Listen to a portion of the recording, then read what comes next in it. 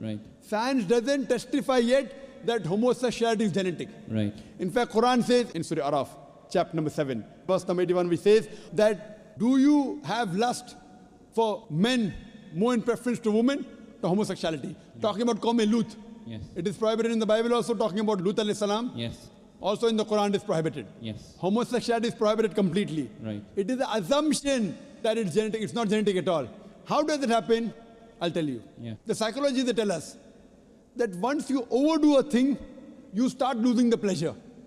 Right. So what God has permitted the normal sexual way of life, you start overdoing it. You start doing unnatural things. Right. What God has permitted natural things, you do unnatural. You start doing from the reverse side.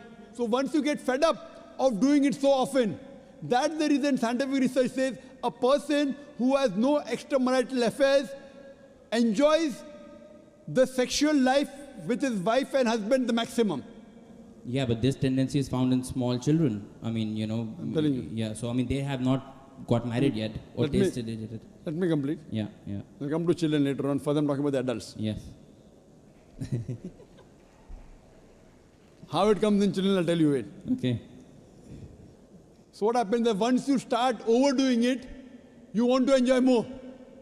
So that thing what is normal doesn't excite you any longer. Then you start doing unnatural things. It's not genetic. Right. Talking about children. Yeah. How it comes in children. It doesn't just come out from birth. It's not from birth. Yeah. Because they watch pornographic movies. Right. They watch blue films. It's haram. The parents, the way they behave in front of the children.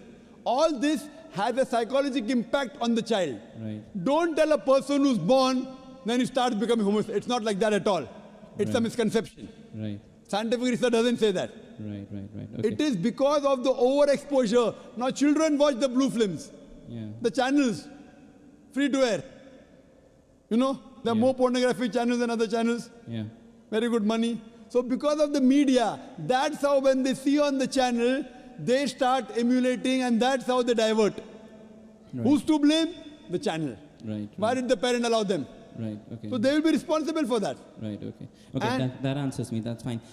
One thing you said was that Brother, God has last to be. of the last question. we Yeah. just- God has to be logical. You said. Yeah. So why did Not he God choose? has to be logical, God is logical. God is logical. Okay, so why did he choose, taking into account Islam is the correct religion, why did he choose to bring you into this world in Islam and so many others in a different religion? So Very that means good. he's being partial from the birth. Very good question. Brother asked the question that some people are born in Muslim family and a person born in Muslim family, chances Muslim, born in non-Muslim family, non-Muslim. So why is God impartial? Maybe if you were born in a Muslim family, you would have been a Muslim. Yes. Correct? Yes. Very That's good how question. it usually goes. Very good question. The criteria to go to Jannah is not to be born in a Muslim family. Our beloved Prophet Muhammad Sallallahu Alaihi Wasallam said, every child is born in Din al-Fitr. He's born as a Muslim. He submits his will to God. Later on, he's been influenced by his parents, by his elders, by his teachers. Then he starts doing idol worship, fire worship. He converts. Therefore, when a non-Muslim becomes the Muslim, the more appropriate word is revert rather than convert. He Yes. comes back to the original faith. Yeah. Now, the criteria to go to Jannah is not to be born in a Muslim family. Sure. The criteria to go to Jannah is Surah Al-Asr, chapter number 103, verse number 1 to 3, which says, Wal Asr, Innal insana lafi khusr, illa alladhina amanu, wa amilu salihati, wa tawasaw bil haqq, wa tawasaw bis sabr. That by the token of time, man is very in a state of loss, except those who have faith, those who have righteous deeds, those who exhort people to truth, and those who exhort people to patience and perseverance. The criteria to go to Jannah is all four things. Iman, righteous deeds, exhorting people to truth, exhorting people to patience and perseverance. If a person is born in a Muslim family, the first criteria, the chances are more. Yes. Not the remaining three. Yes. Fine? Now you may be born in a righteous family, but not having Iman. I don't know. Yeah, but I mean, why was he born in a Christian family or a Hindu family? You know, he should be born. I mean, Brother, it's more likely that he gets the other things easily. There are four things to go to Jannah. If a person is born in a Muslim family, but does not have righteous deeds, does not do dawah, he'll go to hell. Yeah, okay. He will not go to heaven. Yeah, but still- Only by having a name, Zakir, Muhammad, Abdullah, Sultan, will not take you to heaven.